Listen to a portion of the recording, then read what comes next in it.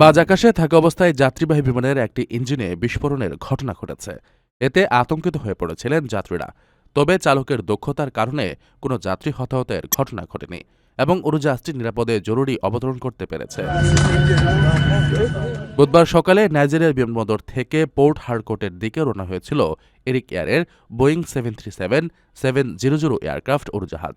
কিন্তু উড্ডয়নের কিছু সময় পরেই বিকট শব্দে বিস্ফোরণ ঘটে উড়োজাহাজটির একটি ইঞ্জিনে।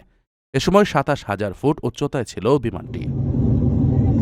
উড়োজাহাজটিতে চালক এবং ক্রুসহ মোট ৮০ জন যাত্রী ছিলেন।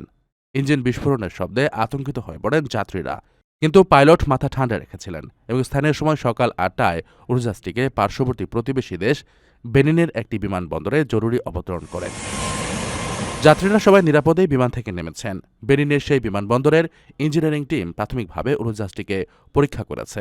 তাদের বরাদ্দে এভিয়েশন সেফটি নেটওয়ার্ক নামের একটি আন্তর্জাতিক সংস্থা জানিয়েছে, বিমানটির ক্ষতিগ্রস্ত ইঞ্জিনটির কয়েকটি ব্লেড ভেঙে যাওয়ায় ইঞ্জিনের ইনটেল নষ্ট হয়ে গেছে। এ কারণেই ঘটেছে বিস্ফোরণ। কী কারণে ব্লেড ভাঙল সে ব্যাপারে অবশ্য এখনও কিছু জানা যায়নি। এ ঘটনায় যাত্রী সাধারণের কাছে ক্ষমা চেয়েছে এরিক এয়ার। ওমানের সেরা রেট দিচ্ছে বাংলাদেশি প্রতিষ্ঠান গালফ এক্সচেঞ্জ। প্রিয়জনকে টাকা পাঠাতে আজই আসুন আমাদের যে কোনো ব্রাঞ্চে অথবা কল করুন স্ক্রিনে দেয়া নাম্বারে। গালফ এক্সচেঞ্জ, বাংলাদেশিদের প্রিয় এক্সচেঞ্জ।